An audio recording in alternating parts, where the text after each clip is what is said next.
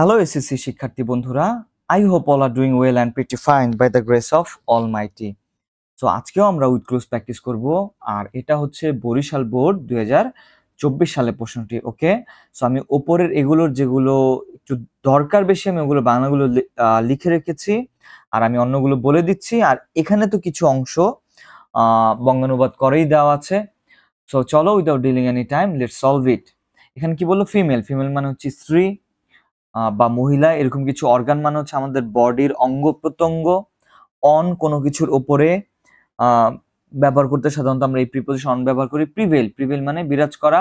Allow মানে অনুমতি দেয়া, এরকম কিছু।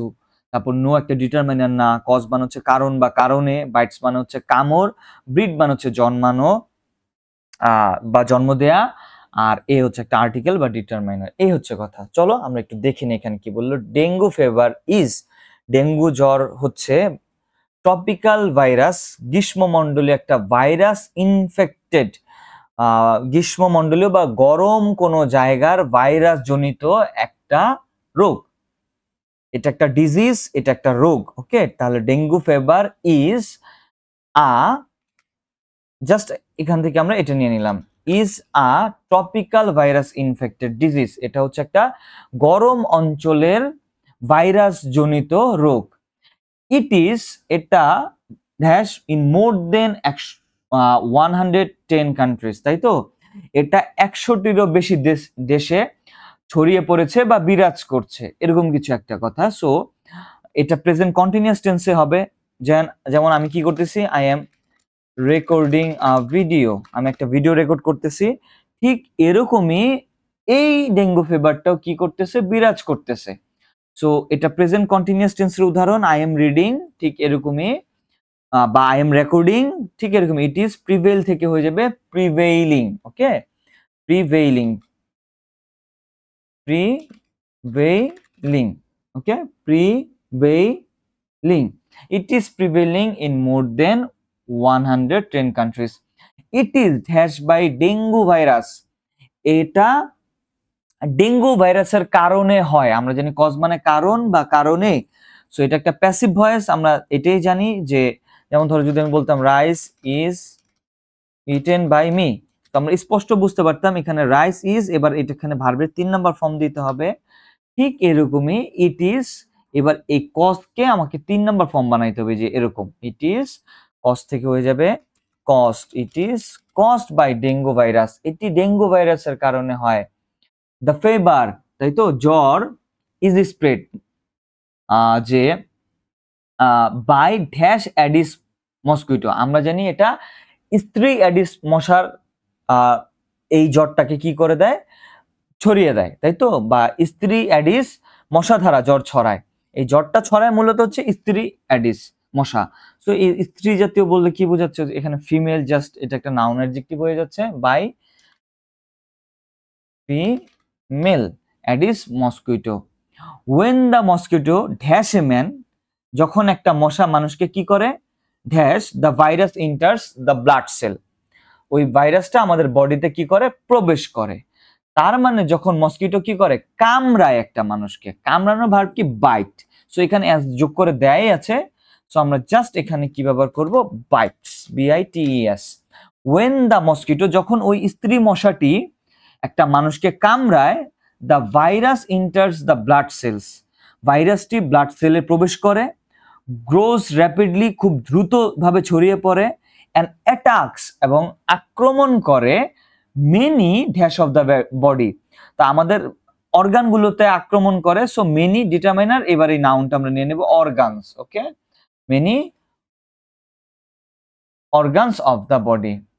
এবার বলতেছে কি, there is specific medicine to treat the dengue infection, আমরা জানি ডেঙ্গু জ্বরকে ওভাবে ভালো করার জন্য কোনো মেডিসিন নেই বা নাই।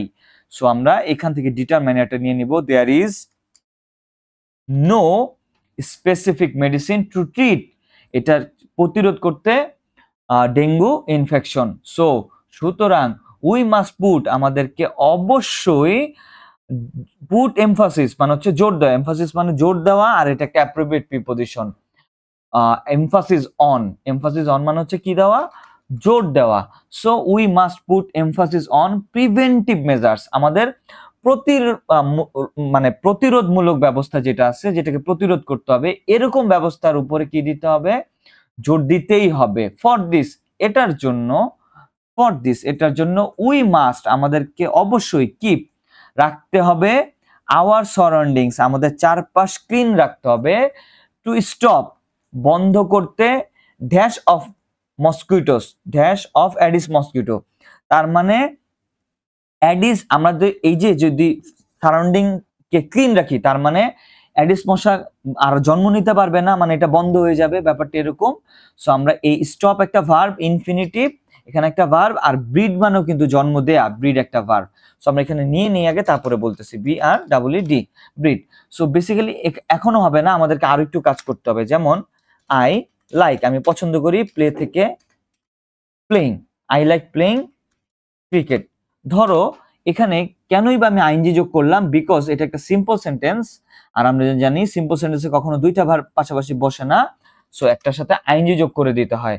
সো আমরা বেসিক্যালি এখানে তাই করতে হবে আমাদেরকে, যে টু স্টপ ব্রিড থেকে করে দিতে হবে হচ্ছে ব্রিডিং।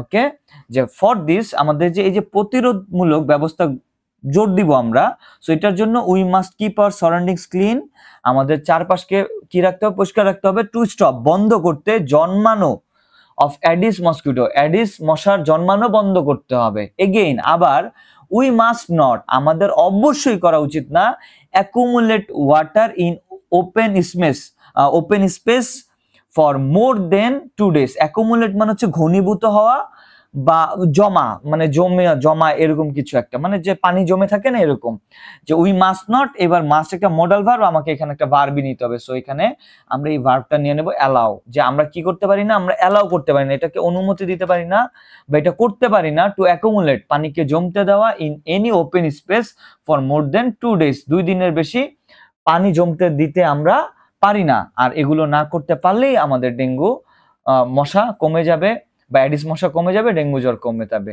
এই হচ্ছে বরিশাল বোর্ড 2024 সালের প্রশ্নটি।